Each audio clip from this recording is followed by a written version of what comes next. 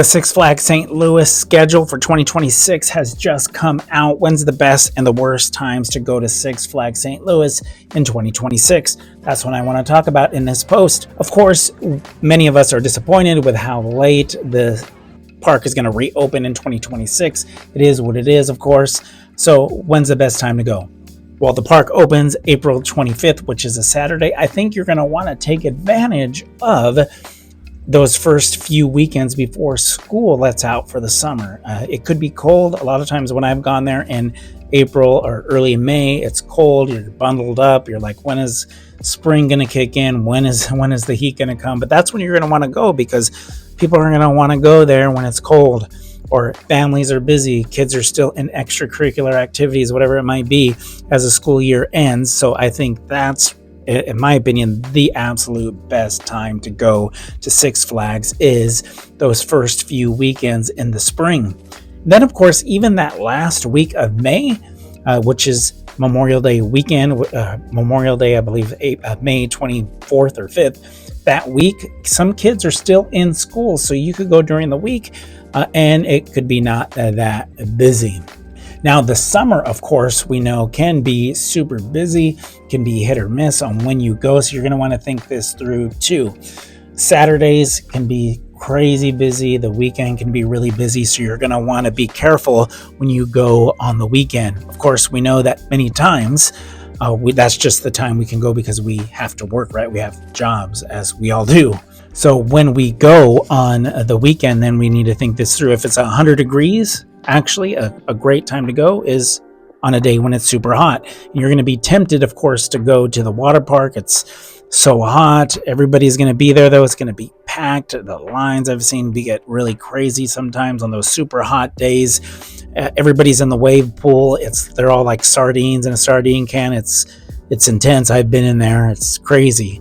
So what you're going to want to do then, of course, is resist that temptation to go to the water park and go to the theme park, because nobody's going to be there. People are all in the water park. On those hot days, go to the theme park. You can ride those rides, stay hydrated, and ride your favorite roller coaster as many times as you want. Hopefully it's not the boss.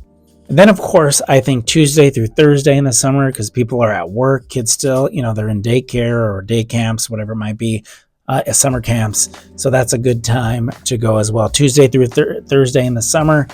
If you can get work off or you just have a different kind of work schedule, that's a great time to go also. The fall, I love the fall. It's my favorite time of the year at Six Flags St. Louis. I love Fright Fest. It's so fun. The park isn't open every day here once you get into the fall. So it's usually just open Saturday and Sunday until September. Then they're open Friday night, Saturday and Sunday in October. And then Fright Fest can be, though, super busy. The evenings especially. The haunted attractions, when they're open, the park is crazy. The scare zones, it's really packed during Fright Fest. So when can you go? How do you work around this? To me, when they're open on Fridays in October, you're going to want to go right when they open at 5 o'clock, if that's when they open. Open at 5, you go there and you take advantage of that first hour or 2 hours whenever the freaks are unleashed, because once the freaks are unleashed, that's when things pick up. That's when it gets more crowded. The lines get longer. So that first hour or so, you can get 3-4 rides in with minimal wait. Mr. Freeze, the Boss, Joker, whatever your favorite ride is, the Batman, whatever, go there that first hour. The same goes for the weekends too. Saturday, Sunday, go if you can right when the park opens, right at rope drop, and then go on your favorite roller coasters. But just know that the evenings is going to be busy. It's going to be crazy. But of course, we know that. We love Fright Fest. We're going to be there. I'm going to be there. So how do you kind of navigate the crowds too during Fright Fest? Because it's impossible. It's Fright Fest. You're going to be there unless it's super cold or rainy. It's usually going to be crowded. So if you have that haunted attraction pass, there's usually 4. Of course, I wish there were more than 4, but there's 4 of these haunted mazes. You pay for it. If you see a long line for one, don't think that you need to wait for that. I mean, you could pay extra to skip the line.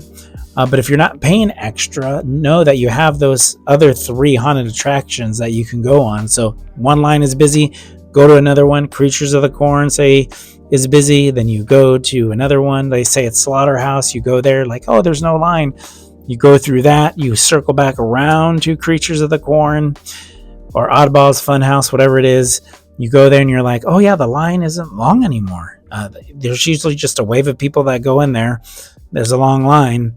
And then people go through it, and then the line is short again. So just remember that. You don't have to wait in those lines. Go to another haunted attraction. Go on a roller coaster. Go get some food. Go to the restroom. Whatever you got to do. But there's no reason, I think, to be waiting in a long line for a haunted attraction. Please don't do that.